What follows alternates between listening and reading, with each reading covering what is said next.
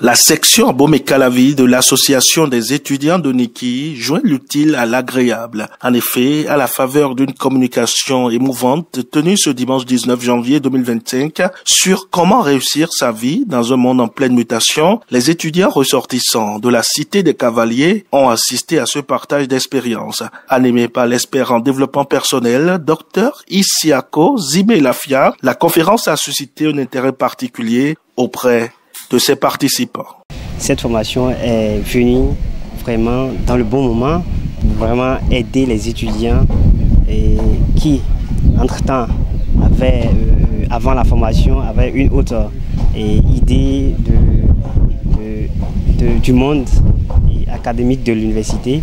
Mais aujourd'hui, avec la formation, nous sommes déterminés, nous, en tant qu'étudiants, de suivre notre cursus scolaire et universitaire et à côté, apprendre des formations pratiques pour être vraiment excellents dans ce monde en pleine mutation. Nous avons bien suivi le docteur. Il nous a donné beaucoup d'astuces qui a réveillé nos intentions et nos convictions. Parce que nous étions dans un monde dormant, si je me permets de le dire. On pensait étudier seulement pour avoir les diplômes. Et aujourd'hui, avec toutes les explications et les préventions que le docteur nous a données, donc on est tellement conscient qu'il faut se préparer à une vie très dure, à une vie polyvalente et aussi à diversifier nos activités.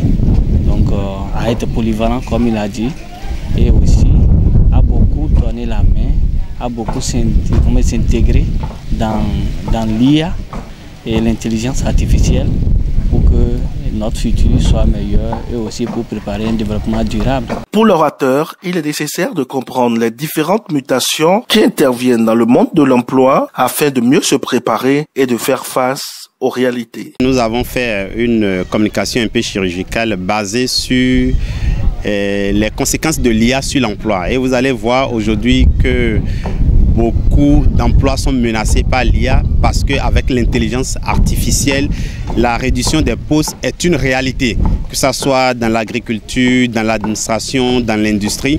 Et aujourd'hui, nous sommes venus dire à nos jeunes frères qu'ils doivent faire beaucoup attention et être dans une dynamique d'adaptation, une dynamique de réorientation en se donnant un certain nombre de technicités, un certain nombre de compétences dont l'IA a besoin. Sinon, ils vont se retrouver à côté de la plaque, ne seront pas productifs après leur étude ou ils vont paraître peut-être incolores, inodores, sans saveur, où leur diplôme ne sera pas bénéfique parce qu'ils ont passé assez d'années. Et j'ai partagé avec eux un certain nombre de statistiques du cabinet Goldman Sachs qui a fait un travail très important sur la conséquence des IA qui montre aujourd'hui que 25% des emplois sont déjà robotisés à travers le monde dans tous les domaines.